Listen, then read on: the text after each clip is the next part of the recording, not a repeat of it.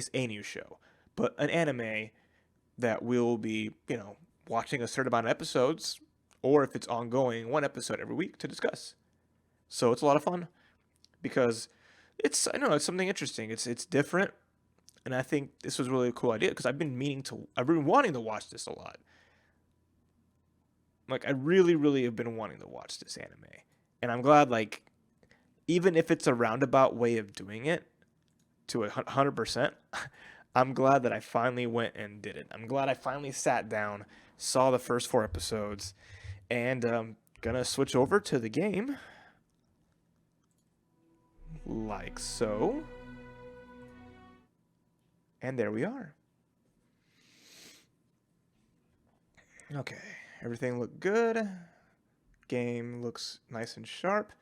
My camera is, as it always will be, I want to make it bigger eventually. Take up a little more space. Maybe redo the overlay where there's less room to the left of where the game is played. That way I could have room to make the camera bigger and take up a little bit more space. But we'll figure that out as we get along. On the next overlay for this, we'll see how this happens.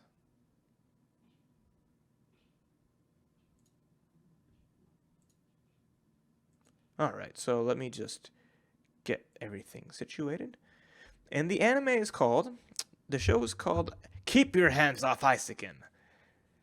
It's a very interesting show. The premise is 3 high schoolers who begin a film club, and their goals are to create animations. Their goals are to have a club where they can create anime and animation as a whole. And throughout the episodes, you see them discuss like animation topics, the process of creating an anime, but also working towards their goals of becoming animators and creating something with the worlds and ideas that they have. And it's a really well designed show, and that I really liked a lot. Like I didn't come in expecting like, all right, let me set up a game first. My quests are, all right, so Noxus or Demos. Okay, I see my quests. I'm gonna get as many quest points as I can. This works. I'll use one of the basic decks to play the AI. Let me adjust the audio. This may be a little bit too loud, so I want to make sure there's no problems here with that.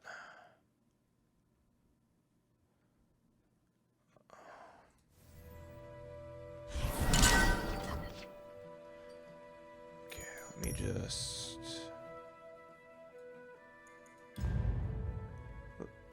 How goes the audio? Can you let me know? Is the game audio itself overbearing at all? I just want to make sure. Okay, let's see. Okay, we're rocking this.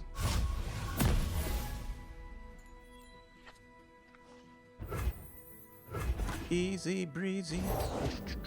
Easy breezy. Awesome. Very good. So, okay, I need to play this guy. Going into it, I knew the basic premise. Anime club, or a animation club in a high school wanting to create animations and wanting to I'll just get rid of this. It's fine. Please, I have connections.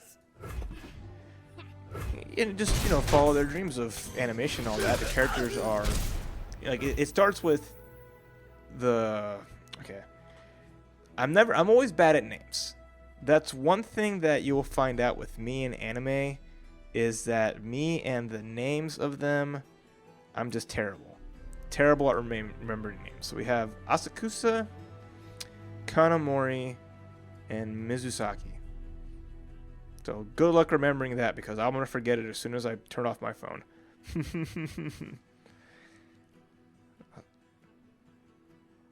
Or at least I'll forget Mizusaki.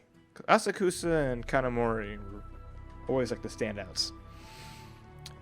So Asakusa is like the first character introduced in the show, and this is where I didn't know what to expect from the flow of it. Ooh, can I even play anything? No, that's not worth it. Okay. It's shown like, oh, she's moving to a new town with her family. And they initially toss her as, here she is the adventurous type. I know what She lurks in the shadows. loves to, discover and run around and in this really cool location that she's staying in, like her house and apartment, and just getting that like introduction where she's putting down journals, running around, finding out these exploring. And it's like, okay, so you have this little girl who, is adept at drawing and is just adventure in the brain. And then you get to the part where like she sits down like, oh, mom has to go out. Mom's like, hey, I have to run. Go ahead and watch some anime while I'm gone. I'll be right back. And like the girl like sits down, Asakusa sits down, like wraps herself up, puts on like a little adventure anime, and is ready to go to sleep. And then it just like it's so cool. Like it has character development like off the bat, right? Like seeing that where she starts watching the movie, and I like that this is a show that's not afraid to animate movies within itself, if you understand. It's like they made a mini Ghibli movie, like a mini Studio Ghibli movie inside the movie itself, inside the show itself. And like seeing the character go from little girl wrapped up ready to fall asleep to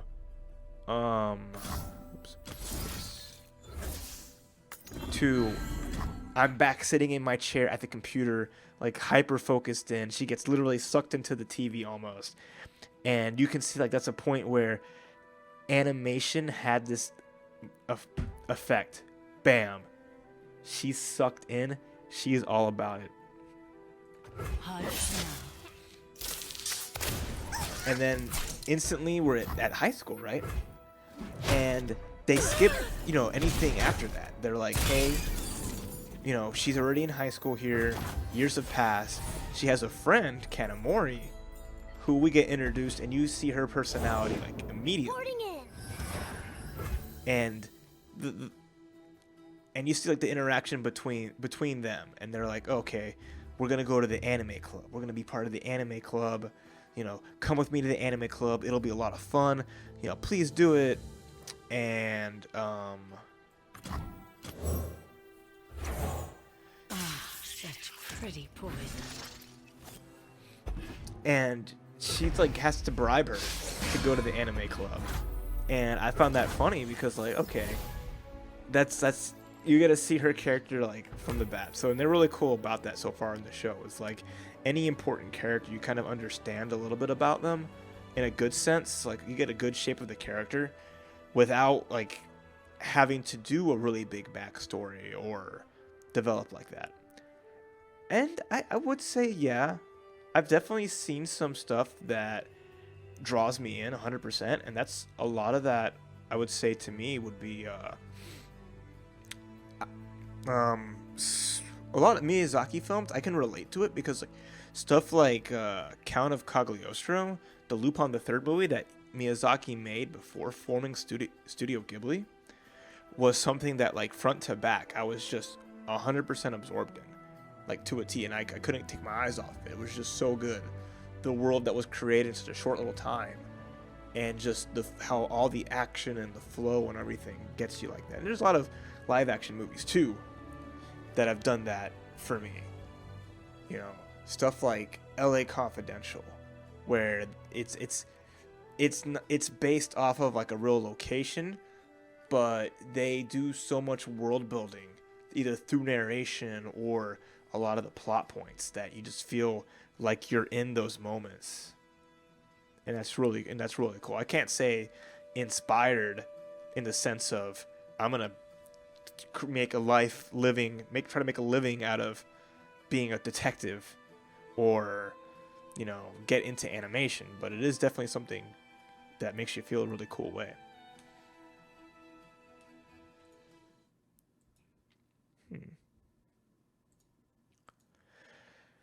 So like in the first episode is cool because like it introduces other character, the last character as well throughout it, and that's Misusaki, who is basically a teenage fashion model.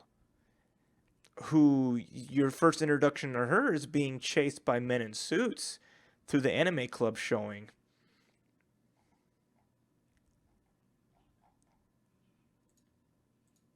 Right? So it's like, okay, here's this girl who is being chased, and they kind of like, it goes from like, let's join the anime club to, oh shit, here's this rich girl that's world famous, right? And like Kanamori, the character that's like off the bat like has a mind for money, or just like what is in it for me. She's always looking out for herself and what she can make gains. So she's like, oh, it's a rich girl being chased. There's always a reward for this kind of thing. Let's go. And so like the trio is formed through that interaction. So you get all three characters in a fun way, right?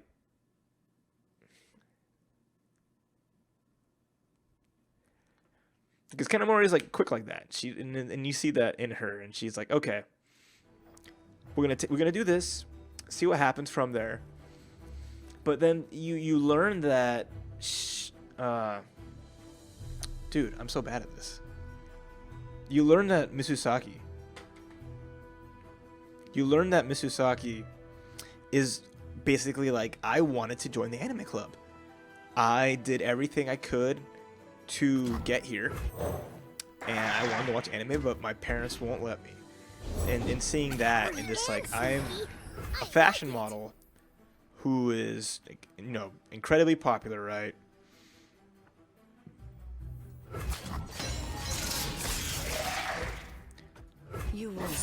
And she wants to be in animation, but her parents won't let her. But she's still like cheerful. She's not like despondent about it, because you can see like in the sense of her sneaking into the anime club showing and like evading her guards, you can see that she's like grown up like that, and she knows how to sneak around and do what she wants to do. But I love that the show, like, it pivoted from, okay, we're gonna join the anime club, to I can't join the anime club because my parents won't let me. So what do the three girls do? They make their own club. They make their own club that is, it's basically, they make the film club, which can't be the same as the anime club, but their goal is to make animation. So I thought that was really funny.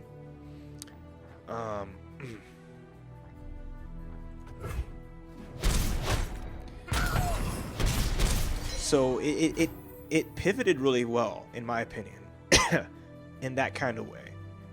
And I really liked how they did that, in my opinion. And like they get, they form their club with the mysterious old man with like a stick, who's their advisor. They get a dilapidated old building, but they have the start of Eizouken, which is their little film company.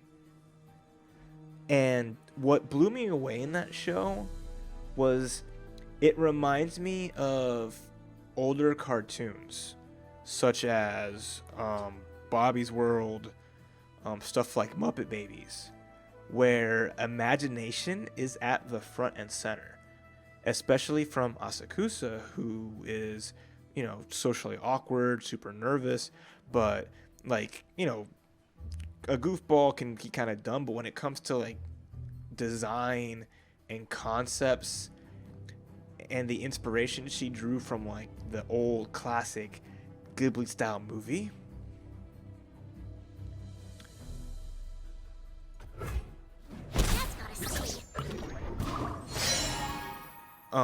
you see that in like the drawing that she does and all that, and it's awesome because like those concepts translate into what happens to them, because they get sucked into this like fantasy, and it feels real to them. It's not like, oh, we're just doing it as an aside. It's like they're so enthralled in what they're doing that it becomes real to them. Even Kanamori, who isn't a creative type, she's not, you know, the one, she's not part of that. She's like, I have no interest in making anime or an anime. You know, that's not my thing. I want to make cash. I want money. Stuff like that. But she's being, like, all three of them still being involved. And, like, it kind of going off the rails in its own fun way. I thought, like, for episode 1 was, like, really, really fun. And to me, that set a really fun pace for it, if that was the case, which I was really happy that it was true. That, you know, going into episode 2, you still had that. The manor would be so lonely without you. Oh.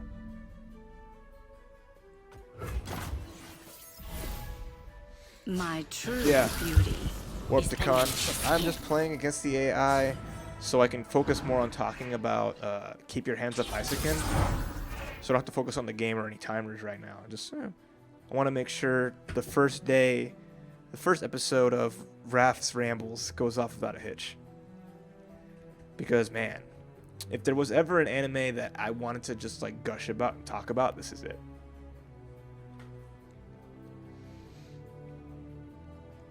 But it's also a discussion. I mean, you can, anyone who's watched it, but by all means, you know, your opinions and, you know, anything that caught your eye that I might not have brought up, by all means, you know, talk about it, because it's one of those shows that I think is really worth talking about, in my opinion. From just, like, even in the production value sense, it's really well produced. And the fact that it's a very well produced show about producing shows. Awesome. Freaking awesome.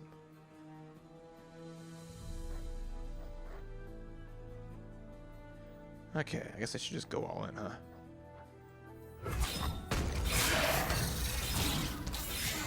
I mean, the AI literally only has a single Teemo. I could... Well, actually, no. I'll just do this.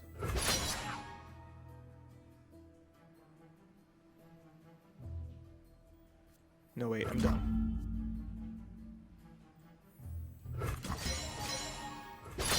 There we go. That makes more sense. I mean, I won. I kind of feel bad for the computer. You got a whole 7 cards in hand. You can't do the squad. I agree. The environment of the city. They even talk about it too.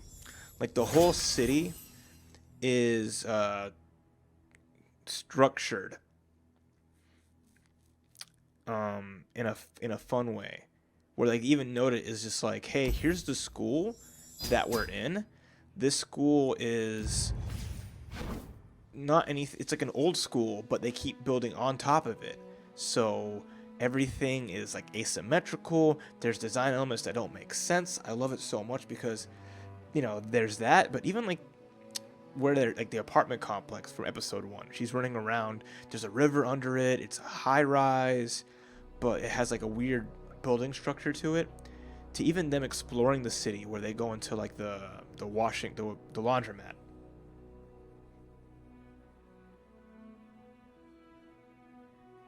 Yeah. Exactly that the imagination, the fantasy imagination segment of just like let's see animation from the beginning to end in a quick way, and just being like designing the dragonfly flyer, and it's just like that is something like straight out of a Miyazaki film. It's so good. It's so good. Oh my god. So then, you know, episode 2 is like, okay, let's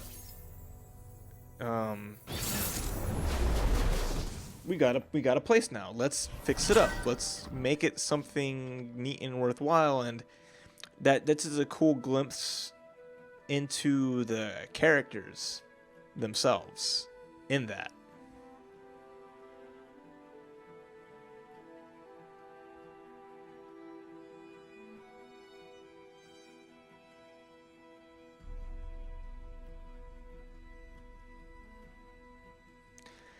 And then at that point, you get they're not doing like any kind of actual like animation. It's more of just like more building of the characters' relationships between all of them, and kind of seeing more of that as they're working to rebuild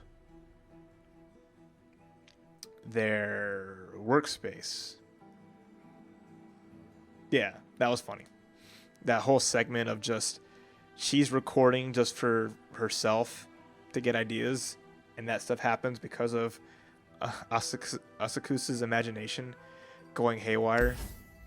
But that's what's cool about her. She always like in her own little fun off world at all times.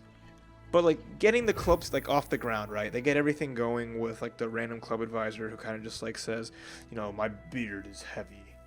Maybe starting a club will take this load off my face. And, you know, here's then this like, it's so optimistic, which is important, right? Like off the bat, they're like, hey, here is our new space. It's a dilapidated old like shed that they're working off of. And you look at it and it's like, this is, you know, it's broken down. What's the appeal of that? But Misusaki sees it and she's like, it's so cool. This design is so fun. Mind you, this is like the super rich girl who's lived like with like a silver spoon in her mouth more than anything. She's just like enthralled by it, right? And, you know, they don't like talk it down. They're just like, this is our space. They're super excited to have a space, and I like that resonated with me because like here you have What's that noise? like these girls are kind of like handed the worst of the worst, but you know, it's Get me out of here. they're being able to have their own space from the school. Like they're already going farther than they would have anticipated, right? And got their own space. And, you know, they just figured out like, okay, again, she has like this fun idea, and there's this whole segment of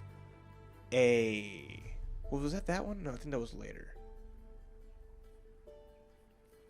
I don't think, because it was the windmill was the animation for the fantasy for the third episode.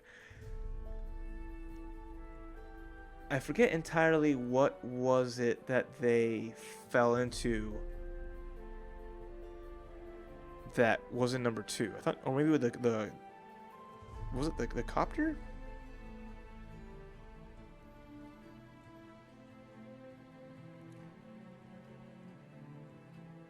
Yeah, it was like the copter, right?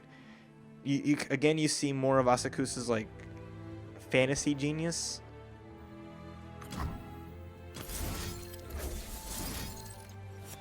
But even then, that like ends in you know, nothing crazy, but like a minor tragedy, which is always funny.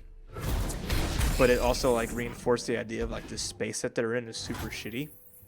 But you know, even if she fell, they still managed to get something out of it. And the episode ending was just like, I just got 30,000 yen in my bank account just now. And one of the girls is just like, yeah, I just saw on TV why. And then it cuts to Asakusa just eating dinner with her family, and seeing that moment just like was really funny, right? But I also like the fact that this is a whole episode where it's centered on them in their own space, and even though there's these other characters that show up in these other houses, it's only for brief moments, so the characters are shown still living their normal lives, but the focus of the show is solely on the club and their activities during club hours. And I thought that was cool. What can I do here?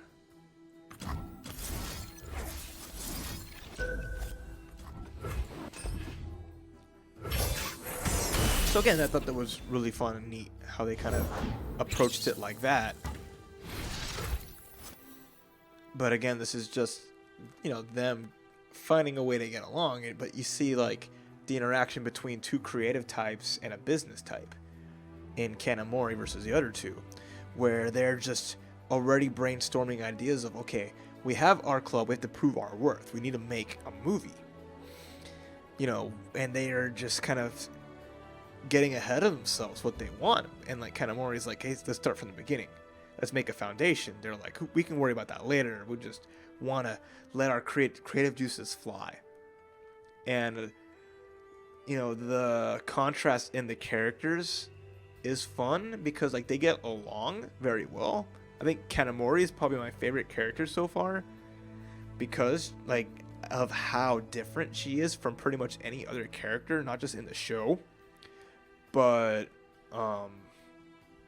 like I won't say she plays like the straight man, but she feels more grounded, but at the same time has like a very, very big presence. And I thought that was really cool with her.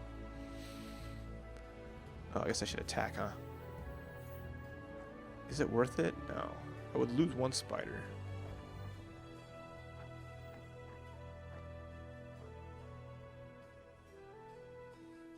Yeah, exactly. She's the character that's grounded in reality, that like goes along for the ride, but isn't. And she's always like, ugh, whatever, fine. Like, are you serious? Stuff like that when they're doing like the imagination antics. But yeah, but she's still like a strange character in her own sense, right? Because of just how, as a teenager, she's so opportunistic and always considering, you know, taking advantage of small situations and getting stuff. And she also kind of burst through a wall on her own. I mean, sure, that place was crappy. Because, I mean, it was like just sheet metal, right? Oh, can I play anything? It's not really worth it at all, is there? I'm just going to kill a spider, I guess. So, she's like super athletic for what she is. Right, for a show of just like these characters that aren't really in any club activity, any like athletic activities. I can't defend against that.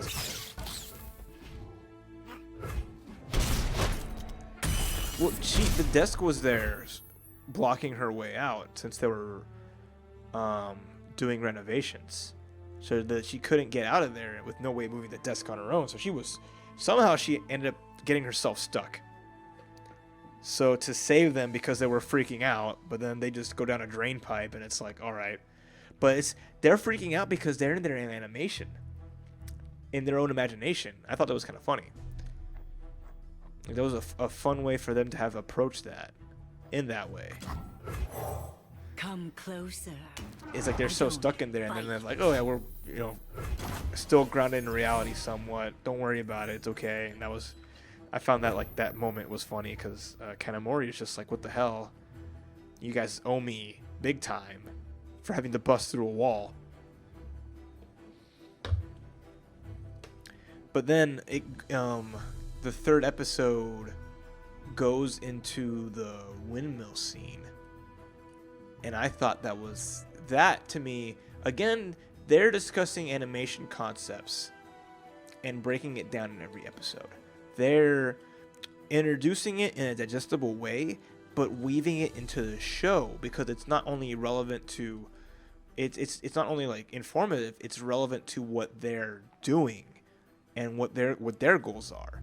So you can see it from their lens, but it's also, you know, a layman's terms of it, but with detail. You know, not afraid to throw out terms and things like that. But they explain it, and I thought that's really cool because it doesn't break away from the show. They can explain these concepts without making the show feel like it has to take an aside to do it, even though they do that, where it's like, hey, Asakusa's explaining things on screen deliberately, like pointing at stuff in discussing the concepts, but even the way those scenes flow and where they're put in the episodes make it feel very natural, because that show just has that kind of pace to it, and I thought that was really fun. Okay, I guess it's my turn now. Guess what? Die. Welcome to die. Ah, crap. Well, that sucks.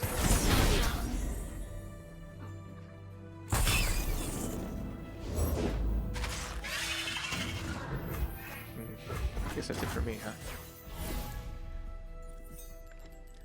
So, like, in episode 3, they're discussing, like, they're trying to pick up material from an old club.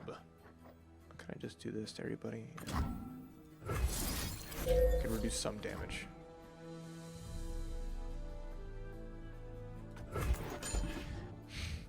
And, you know, they're running into, it's the anime club's old room, and there's all that equipment there.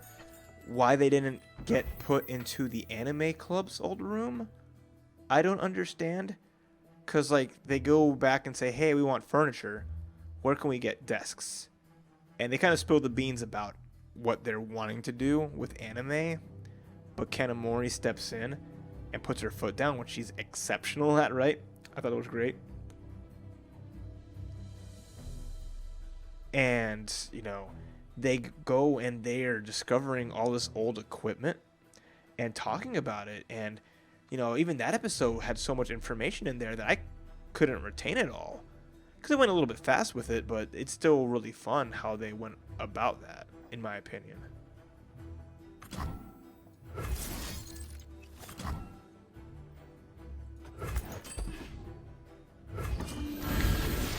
So, like, you know, they're discovering everything that they're able to do in the, okay. Alright, computer, stun it and then siphon it, that's fine. And they see, like, all the old equipment and go about, you know, using it, and they see this windmill that supposedly powers a desk. And they essentially do their first work. They get inspired by the windmill that's not running, because they find a drawing of a windmill at the old animation desk, right? And I love that scene. I love that scene so much. Where, hey, here's this old windmill. Man, this is an idea. It's a start. But let's do something with this. Let's make something about this picture of this windmill that we found.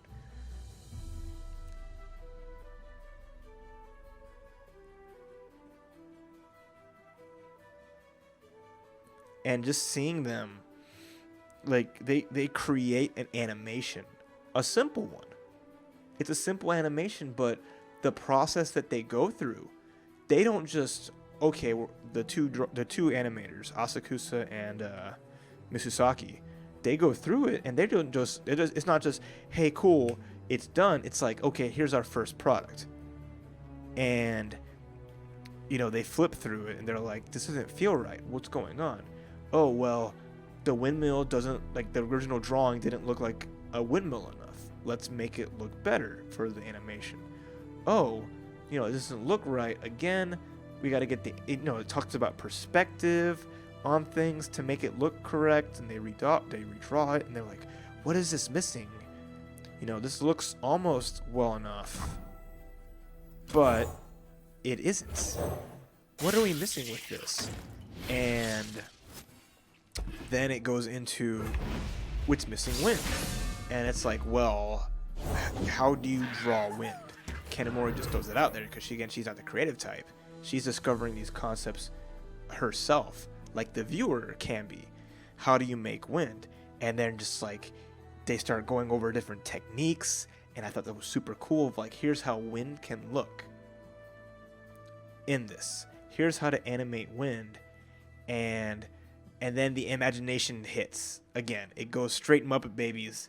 It's time to really shine. They take this windmill concept of wind hitting a windmill and turn it into this whole scene of getting the windmill to go, and it just went everywhere, and you see Asakusa's like, you get a glimpse again into her, Midori Asakusa's, how her mind works, how she approaches a problem, or how she sees the world, or can see the world. And that was super fun. That scene where they go through different crafts and make their way through, and she's like telling the power of imagination. We're blowing holes through walls, and that doesn't destroy buildings because I said so. And that was fun. And just to make a windmill move, it was a really cool concept that they did in that. I really enjoyed that.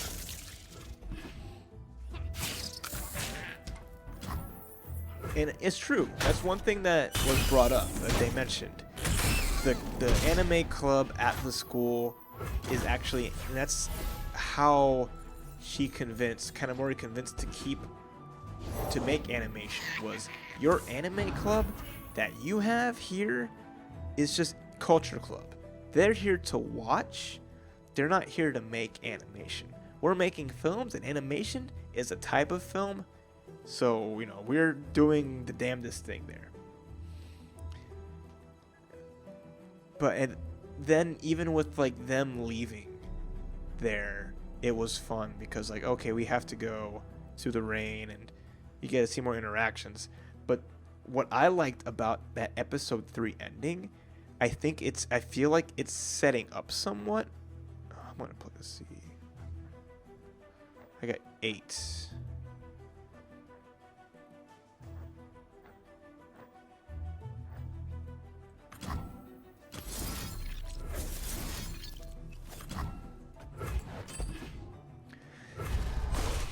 So Misasaki goes through emotion because like this is they get okay. So getting ahead of myself, and then moving on a little bit more, right? Okay, we want to get funding. You excited for the animation camera?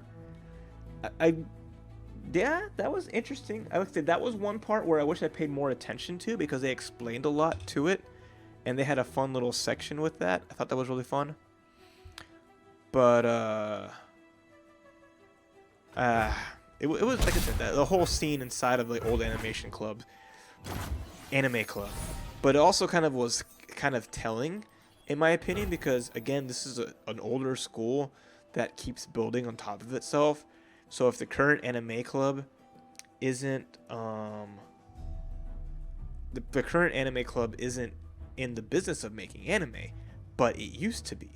The anime club used to be serious, and I feel like that's gonna work into the later episode somehow. I mean, obvious thing I would think is the teacher who is the club advisor actually has a hand in that, because he's not the one who told them about the anime room, but he came by to them about the film room, about the room to have what they want to be their sponsor. He's the one that goes up to them and says, hey, here's this. This is the budget meeting for all the organizations that want to be clubs. You go to this with the student council. If they like you, boom, you get approved.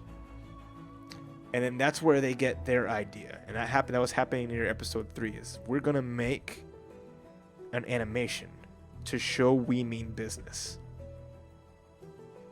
And I thought that was fun, because that's like, okay, here's their first project, because you already had them make something with the windmill, but it wasn't like, okay, you have a club where you want to make anime. What are you going to do? You started off like without a project in mind, but that gave them their first project, and that led to like the episodes 3 and 4 really tying it together extremely well and showing what they're capable of. Episode 4 was amazing. It's just super duper good. Okay, let me make some plays real quick so I know what I'm doing here. Okay, I'm gonna summon this chump. Lady Elise, where are you? And then I'm gonna kill him. Remember Walt Disney explaining the animation camera. I miss those kind of things. I miss those old like Disney documentaries and those old like World of Disney where it's like, hey, let's take an actual look at like the process. Because like, I mean, Disney Channel then and now is just a shadow of its former self. Because everything now is mostly like, I mean, I'm sure there's some cartoons, very like I think a fraction of it, but most of it's all the live action stuff, which there was like when I was growing up. But still, there was a good focus on animation too. But back then, when you had all those like specials of walking through the production studios and seeing like Disney animators at work and all that was always fun. You know, I'm gonna bring out the big boy. Yeah, buddy.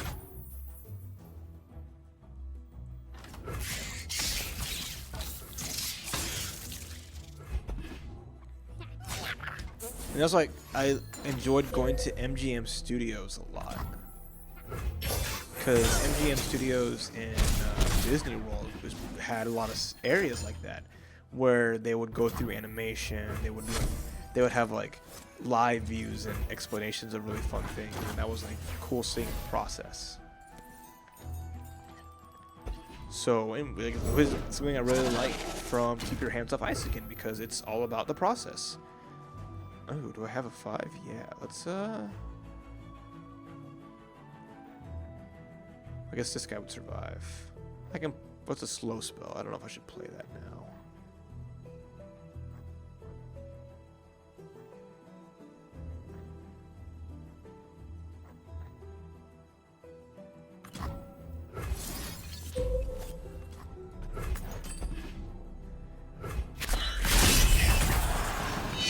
Okay. So anyway, sorry.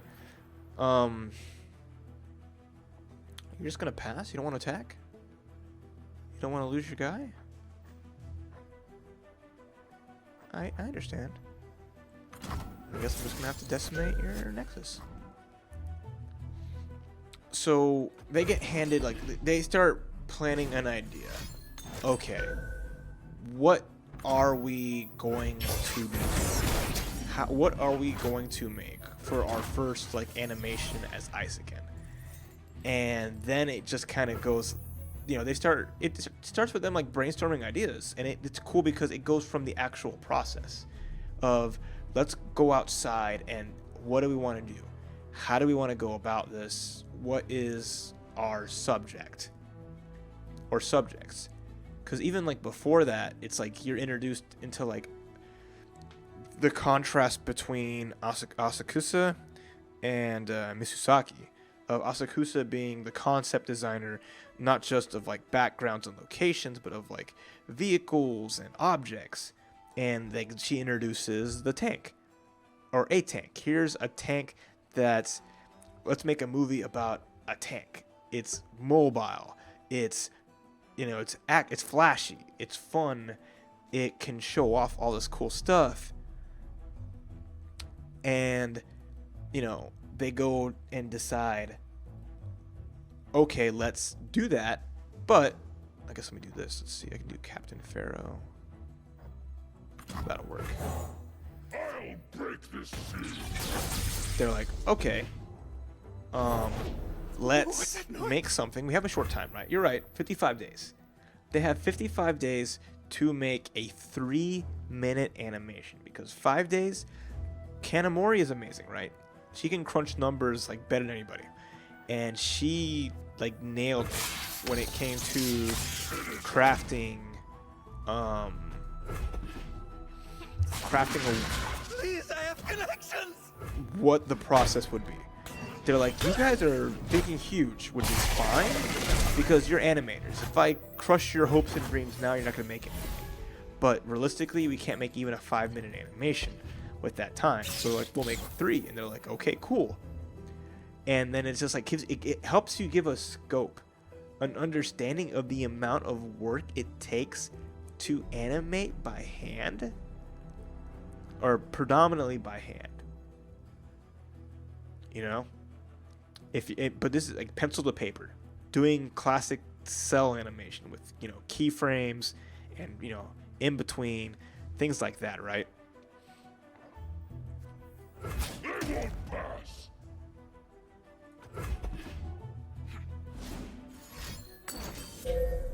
Oh, come on, man.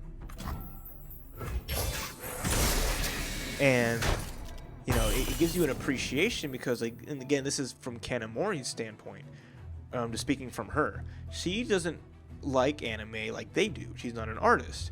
But through these processes, she's begun to have an appreciation of what's behind the scenes. This is something that Asakusa, like, spoke about. She's like, hey, when I saw that movie as a child, it was the first time I ever thought in my head, somebody made this. This isn't just existing. A team animated something. And, Kanamori starts getting that understanding herself.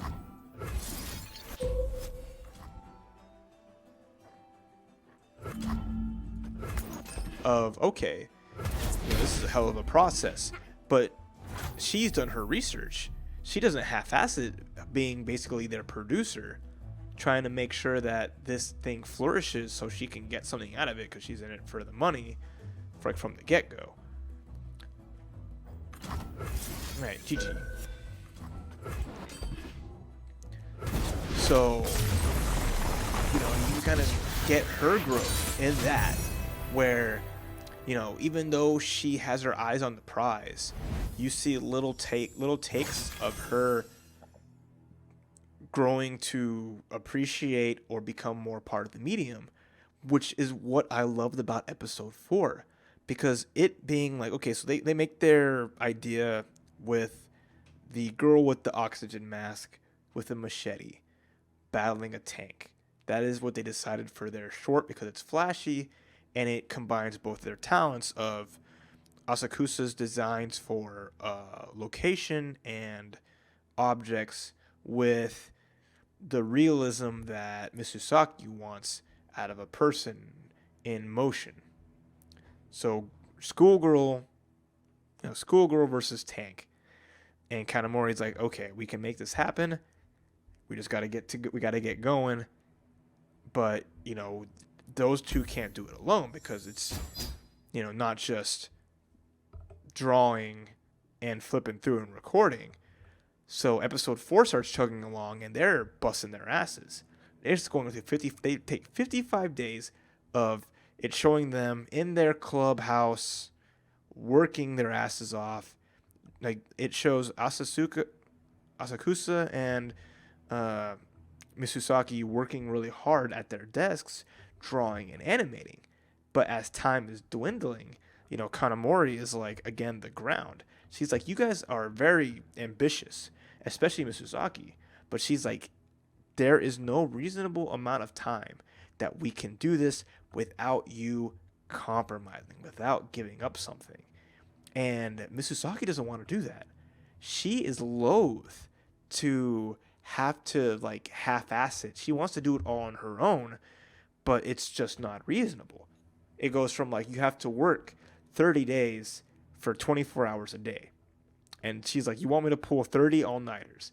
And Kanamori, I love that part. Kanamori's like, okay, it's either that or you work for 48 hours you work 48 hours for 15 days straight, which is entirely not realistic.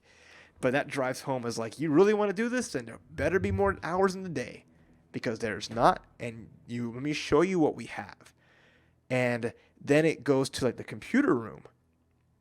And this is what I loved. Again, this is leading into what I really liked from how the show is developing. Kanamori shows them a cut. She shows them a cut in motion, and she's explaining, this is what we have. Here is regular cuts, and she shows little booklets of how things normally are, and she's like, here's what y'all done. Y'all have gone too hard on this with the time frame that we have. So you have too much stuff going on. We have to cut it down. But for a character who goes, I don't have interest in animation or anime, she is learning the computer side of it. She's actually working with programs to either fill the animations or do coloring on the characters and digitizing it and creating the cuts on her own through the work. So she's actually she's producing it. She's taking their work and creating a production and doing a portion of the work herself as well, and beginning to it's growing their studio in the sense that everyone contributes to the actual product in their own way, where you have Misusaki being the character and motion of a person. You have Asakusa, who's making these concepts and designs, and then you have Kanamori, who's putting everything together and bringing the modern into it. I gotta keep doing this deck, so if you want to see fun deck, I'm sorry. But she's bringing the modern into it. She's showing this is what techniques and things people use to make it, to fill things in. And, Misusaki makes an understanding after seeing the work that Kanamori did of like, I will happily compromise to get this done because we're doing this together, and it's not just us two busting asses, you're doing it too, Kanamori. So they reached, I still want to do this stuff myself, but I will happily cut some stuff back if you let me do this. And seeing them compromise like that was really, I like that a lot.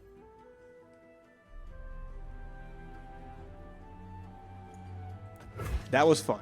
I agree with you 100%, Maki. Seeing them use, again, teaching animation techniques and things like that, and she saw it, and she's like, I know how we can fill this, but in a smart way. And it's just how it is. We can do a panning shot of a static background. We can cut between an animation and reuse it, but zoom in on something, zoom in on the character, pan the character, cut between two things at two different times. We can, here's an explosion. We can make the explosion and reuse it multiple times, so we don't have to keep animating explosions, things like that, and the angles like you mentioned. And it, again, Asakusa her brain she's a genius. She's an animation genius. It's suffice to say. She might not excel at the human aspect of it in terms of a person and how they move and flow, because you see that in Misusaki. She even has like a cutoff where it's like animators are more than people who draw. They're actors. They have a character that's going to use a katana. They will bring out a sword. They will swing the sword and visualize it and become one with it and understand what they want to make from themselves. Which is like, you see it in Misusaki, and because it's like, you've mastered the machete. You're so adept at using a machete. And she's like, well, they won't give me a real one, but I want to make sure this looks amazing. And she goes through these motions multiple times, which with the machete that they're doing in their short, right?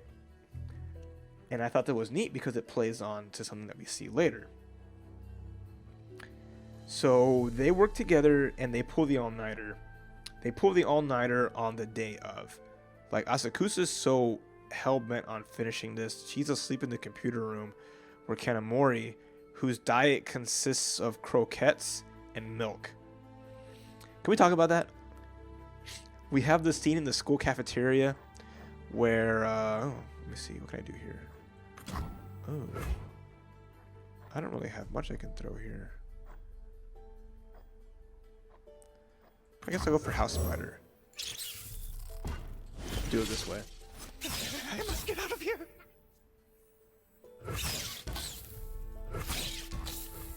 Yeah, it works for me.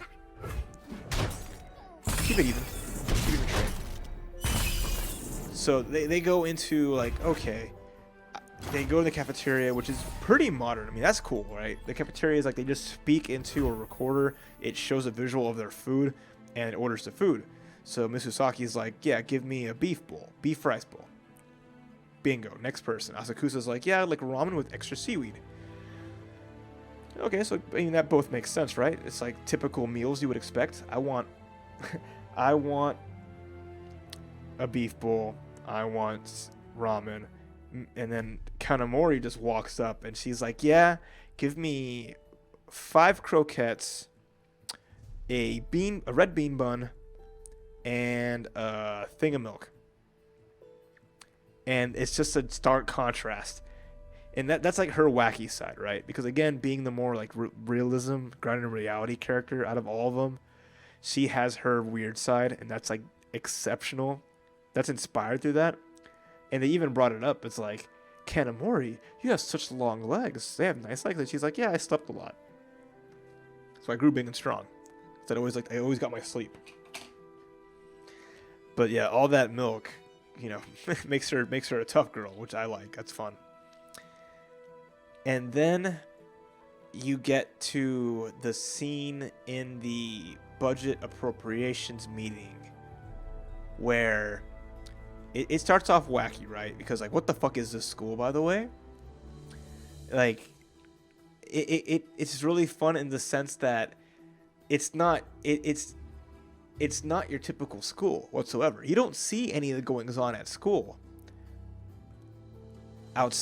But you have this moment where it focused on the school, where it starts out with this extremely random club. A club that, like, what the hell is even going on here? There's nothing to fear. It's strange as hell, right? It's like, oh, we want to make it so ramen is in rice bowls. We have the special amoeba that makes certain things more tasty or less tasty, and da-da-da-da. We want budget. And meanwhile, there's like a riot squad in the background trying to keep all these people who are like explicitly pissed off at these people who are trying to make these food travesties and like keeping them contained. Some of them have bazookas and like weapons and stuff. They're just going ham, and the student council just sitting in the front like, yeah, so about everything you're trying to do here, what the food you want to make is not up to social standards. So, and it's it's disgusting as well. Everything is not like scientifically proven. So we're gonna just say no, get out of here. And it's cool because it shows how serious the student council is in the face of all that wackiness. It's like they actually break down something in a very, logical sense. Meanwhile, the security club is still trying to keep the other students at bay. And lo and behold, enter Eizouken, the film club. And it doesn't start as planned, right? It's basically like, we're here to present our film, and the student council's like, wait, you're Eizouken, right?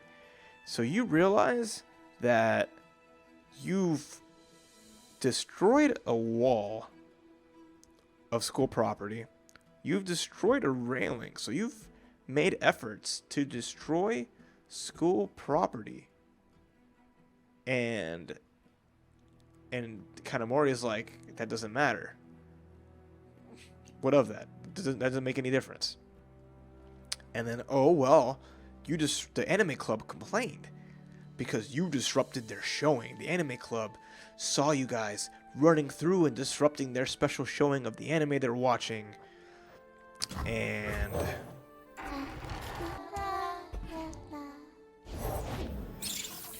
you pretty much become the villains of the school at this time. And I guess the anime club must have been a very big deal. Probably is a huge deal considering they have their own theater that they watch anime in. And they're like, and you let like people who aren't even part of faculty or students here run through the school. I'd rather use it for blocking, so I'm gonna pass. No. so you block that. She can block one of these. Come, stay a while.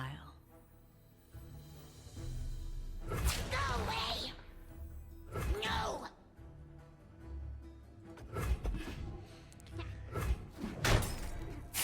And like, again, that doesn't matter.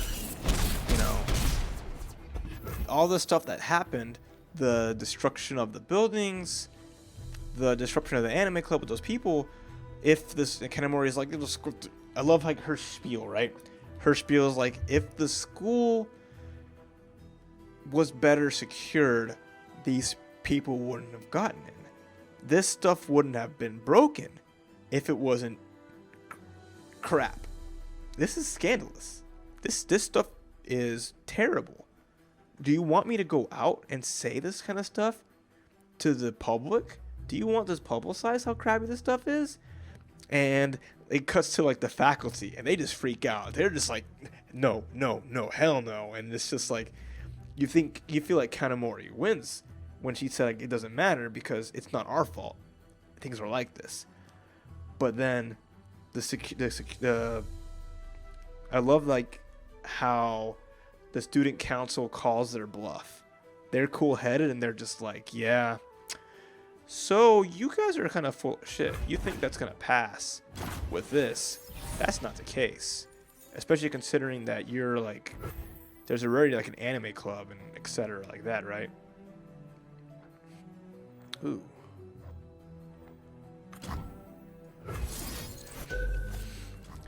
And then like Asakusa shines. And I love this part about it. I love the fact that Go ahead.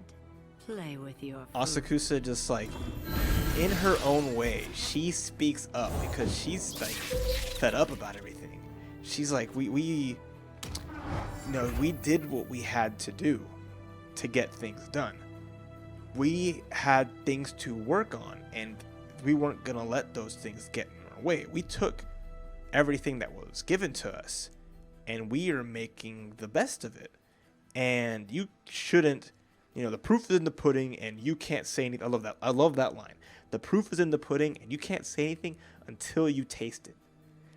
But she's delivering this whole thing. She's just like covered up. She's nervous as hell.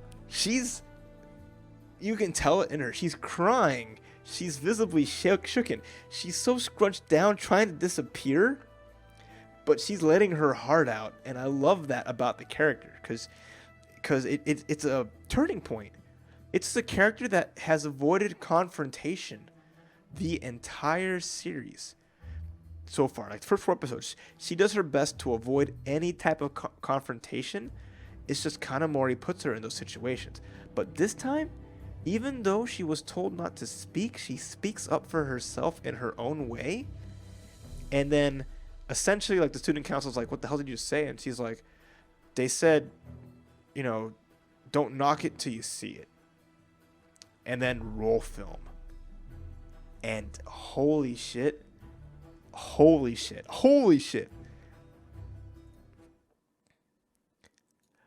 I carry the same sentiment entirely.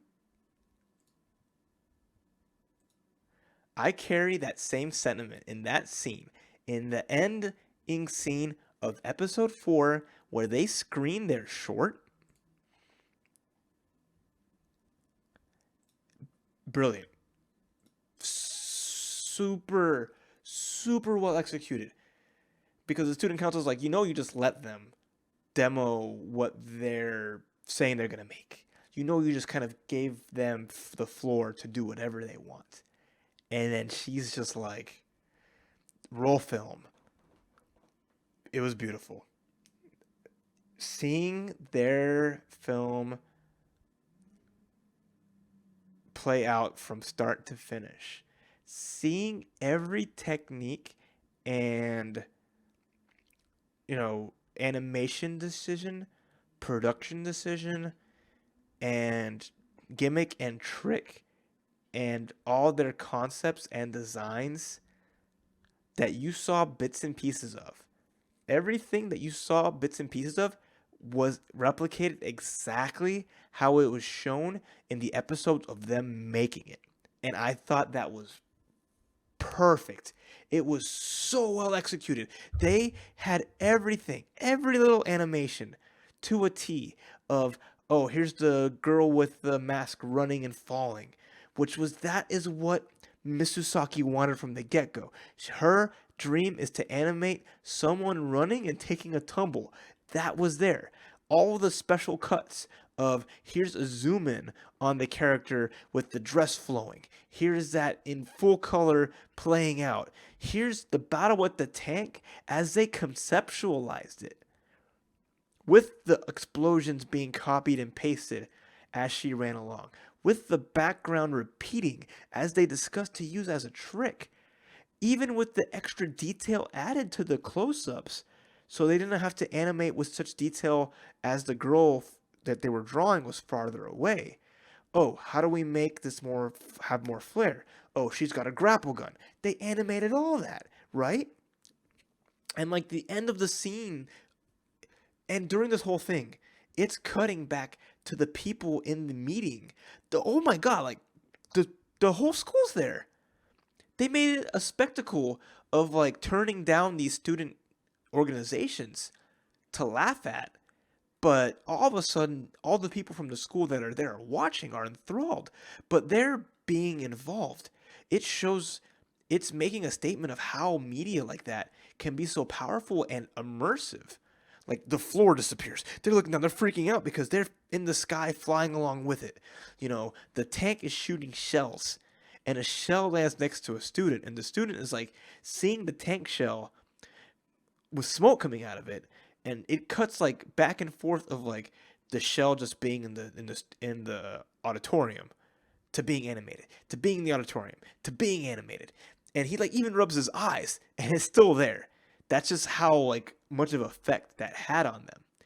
And even like explosions, they're coughing through it, like the audience is being affected by just something that they're watching because it's so well done. Even if it only was 55 days made, but their understanding of techniques from that they implemented was so well done that at the end, just seeing that their club got the approval for it, because it wasn't the sense of you guys are blown away. It was that the Eizouken, that their club, Misusaki, Kanamori, and Asakusa, they weren't looking at the students and the student council for validation. They looked at what they made and they looked at what they did wrong. They looked at the product and said, we're thinking of how they can make it better, how they can do better. The things that were there, the things they liked, but the things that they knew that they could do to make it a better short as a whole, to really expand on it. And like you saw that from the student council's perspective because they're flabbergasted by what they saw. But they see this group as serious into what they're doing. That they're not there just to have fun and make something. They're there to grow. But you also see Kanamori like discussing the animation because she's learned a lot in it. And she's discussing points of improvement because she's grown along with them and become more, involved and more endeared to it. And just seeing him get the approval stamp on there made me super happy. But it was done in a really fun, it was done in a well way. Like that spoke to me more than the whole short was just the aftermath of those girls paying no mind to anybody else but just talking amongst themselves. That was really fun. I think that really made me happy and solidified this. Like, this is a show that I would love to continue watching because this episode was well done. And, I know we've talked a lot already, and, condensing 4 episodes in like an hour and some change is still pretty much an hour. It's still a lot. But what really stood out to me as well was the moments where Misusaki is by herself, where they have a glimpse into her, right? They did some stuff with her character because again, this is a celebrity in Japan. She's a celebrity. She's a teen model no, not an idol, but just a popular teen model where they ride the train and her ads are all over the train. People come up to her like saying, "Oh my God, it's so good to meet you," and she like puts on like I'm a model mode, and seeing her talk to the fans like that I thought was really that shows her character. But she's just this goofy girl who wants to do animations that's very animated herself. Not as animated as Asakusa, but Asakusa like brings out the best in her. And she's able to really just be herself and around people that don't see her as a model. Although, I mean, Kanamori's upfront about it. She's in it for the money. They know that. But you kind of see how detached Misusaki is a little bit when it's like a lot of times where it involves money. They make it a point of like kind of showing like this is how rich she is, because oh well I got 100,000 for New Year's money. Oh, 30,000 is a lot of money.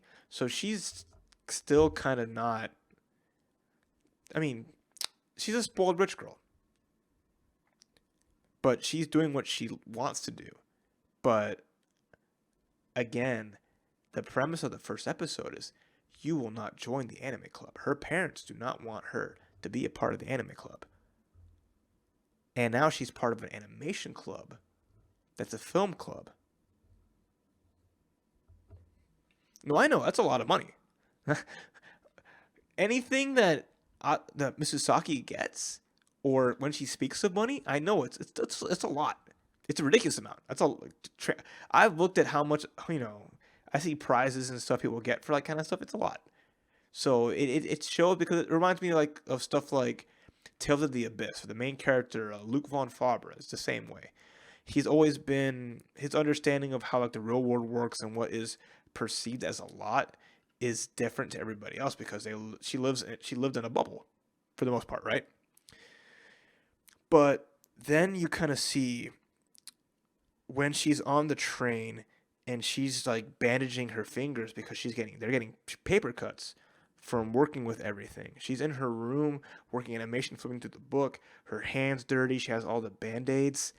And to me, it opens a door for what's going to happen later, because this is a family that doesn't want her doesn't want to be an animator, doesn't want to be into anime. And she's a model getting cut up and dinged up, and it's going to be visible that she's working on stuff like this. So I see that as a plot point in the future, because remember, the show is called Keep Your Hands Off Eizouken.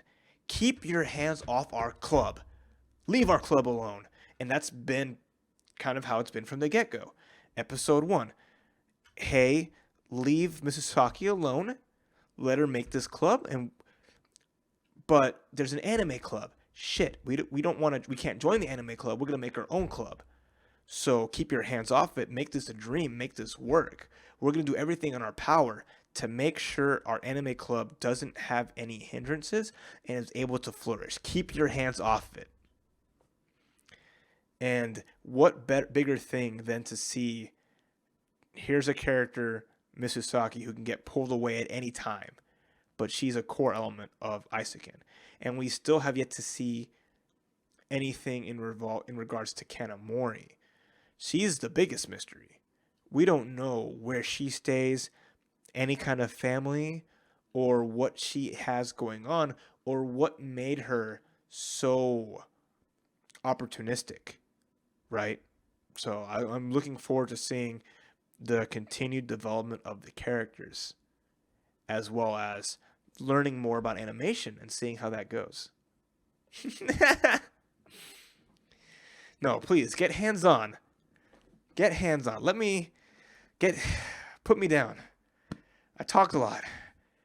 I literally got into a ramble. I was here sitting to let me just play a card game and just talk about it. Let me just play a card game and just go over little things. I actually rambled.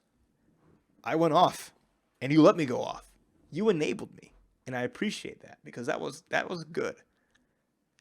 It was good to get like the process flowing and really approach it from like front to end and like to talk about like the concepts and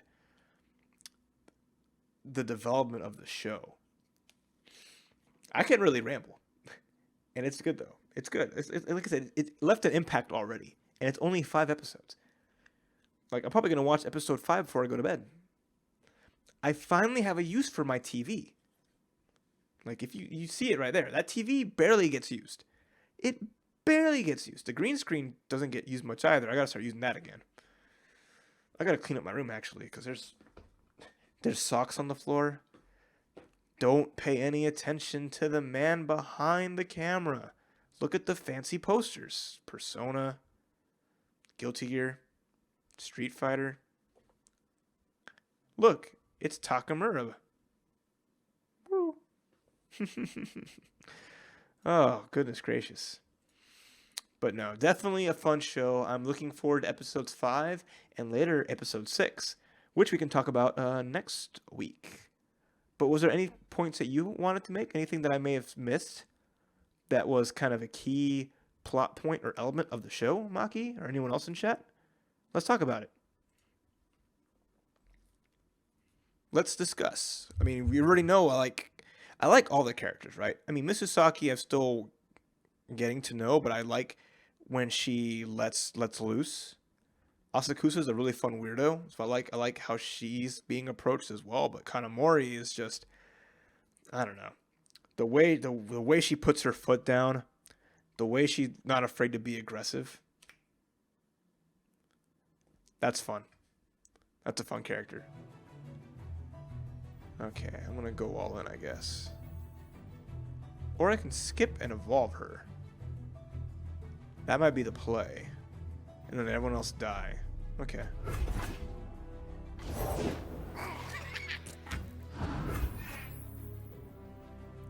I haven't watched anime in forever, Isaiah. I haven't seen an anime in a long time outside of watching some episodes of One Piece to see the really good fights. But you can join the discussion. I started watching it because I wanted to have a day of the week where we can just talk about and gush over a good show, right? And this one definitely excels in what it wants to do, in my opinion, and I think you would like it a lot because it's positive, it's optimistic.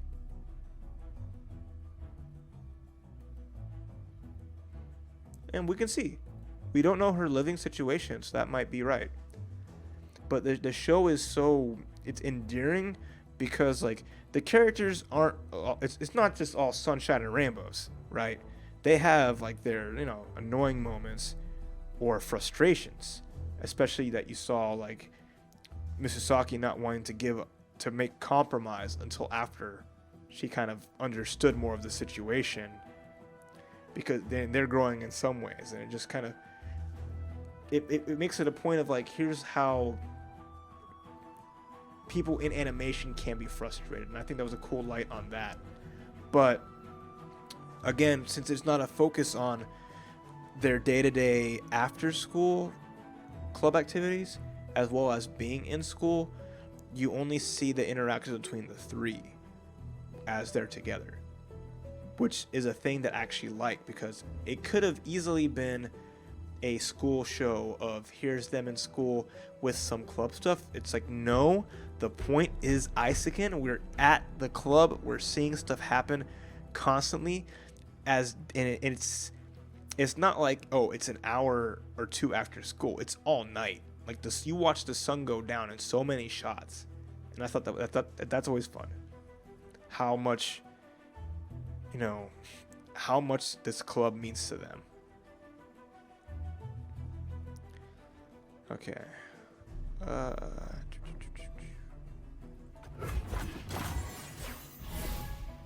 My true beauty Is beneath the skin. And I could see like her diet being like that because she didn't have a lot in life. There's the reason why she's buying croquettes and milk all the time. Because it's, you know, it's simple stuff that she can't afford. And she was raised on because of maybe her situation. But we'll see. You know, Asakusa, you know, you get glimpses of like her family life that I thought was fun. Into my web.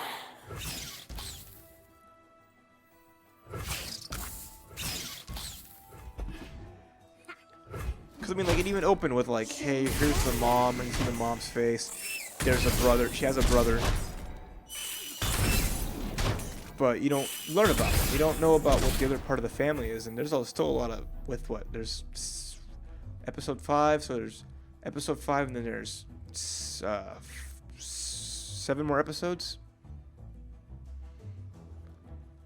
There's a lot. There's a lot to see how it goes, because it feels like there was so much in just those first 4 episodes.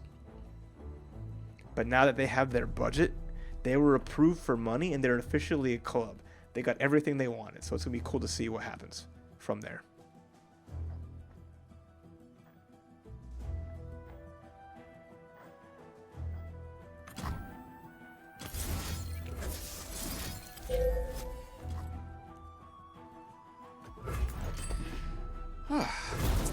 Just wanted to play. So these streams, at least the Monday streams, the Rambles will continue on. I mean, we got how many episodes to go through? I'm gonna do 2 more episodes next Monday. That'll be 6, and it'll be 6 more weeks. 6 more Keep Your Hands Off Eizouken Rambles. Yeah, like I said, I'm perfectly fine with that, Maki. I'm perfectly happy to see just the club and their club activities, but also, you know, what else problems they might get into. Because remember, the main goal that they're doing besides having their club is there's that film festival. That the guy's like, there's not enough competitiveness in our school clubs. Can you be that club that does that? It's exciting.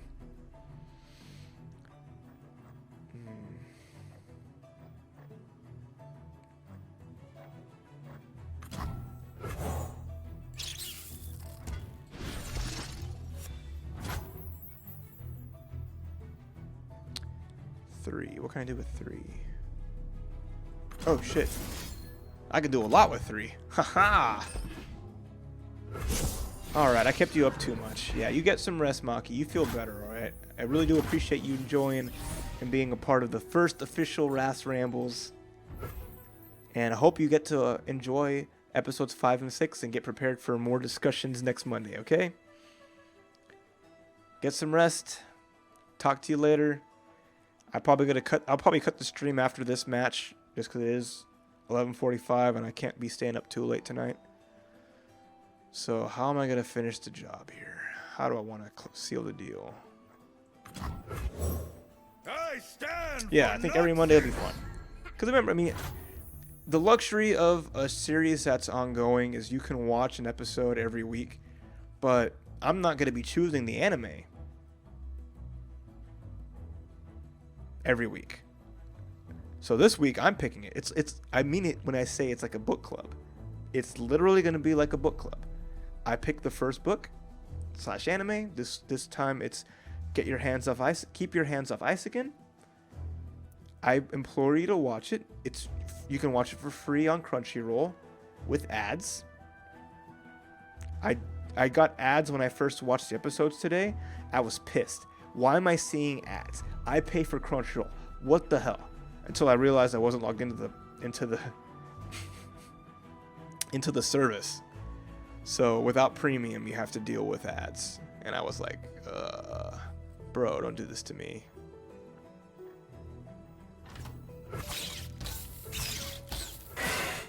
From blood, glory. So I logged in, no ads, and just went through each of them. And honestly, even binging it, I got so much joy. It felt so good watching. So, you know, check it out on Crunchyroll for free. This is not a sponsored stream, by the way. Crunchyroll. But yeah, if you watch the episodes and are caught up, I'll be caught up for next week's Ramble, and we can just discuss it. Because I mean, I want to talk to more people about it. I want to see things that I might have missed. Please, I have connections. I want to see people's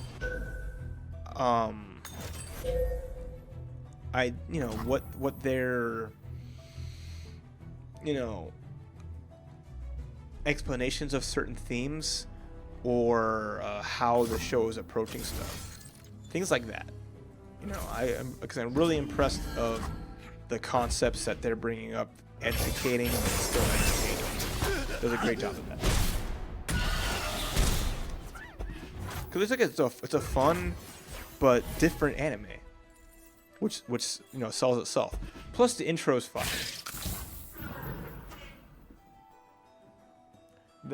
I love it. The intro is so good. Like watching the intro in full, it's so much fun. Like the show is about that. It's about just them having fun, and it wants you to takes you for the ride from like beginning to end. Because the characters are goofy in their own ways, and it's just perfect. Okay, how am I gonna do this? Walk. You must get by these first. I honestly, I will more than likely use my green screen to do my own like take on like the little poses that they do in the intro, because that sounds like perfect for discussing. I'm gonna hold that. That's fine.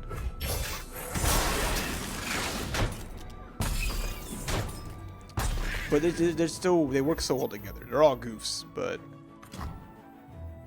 they complement each other very well, and they bring out their best from it. Like I said, there's nothing like super serious that happens, but I guess the serious, it's creative. It's about creativity, so that's why I think it'll help spark creative juices in that sense as well.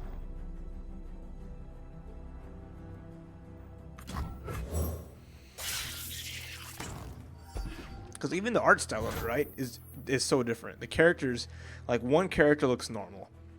The other two, one's a little gremlin. The other one's super tall, lanky, always has her glasses on top of her head and has like this straight row of teeth. Like everything about it is just very unique. So that's why I think it's like one of the best animes to start off like the decade. 2020 starting off strong. Noxian strength. All right, GG's.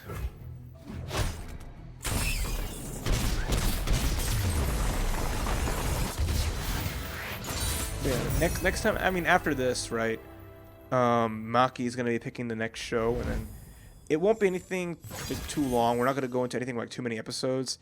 So if it's like a series that's already ended, it's gonna be like maybe 4 episodes at a time. But for ongoing series like Keep Your Hands Off Eizouken, we'll just do 1 episode at a time. I mean, once you do it, that's all it takes. You watch 1 episode and it might hook you. It doesn't hook you, all you did was lose 24 minutes plus ads. That's all I can say. It's not a huge time sink. Which is always a nice part about it. You can always say no. Like, I'm not about this. Oh, what we get?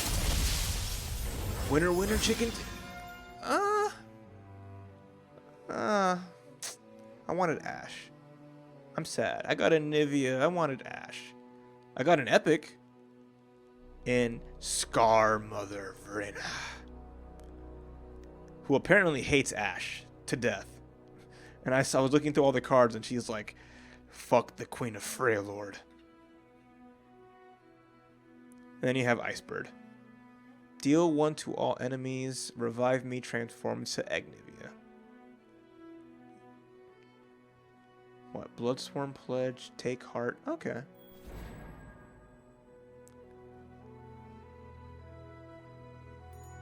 This game is fun, by the way.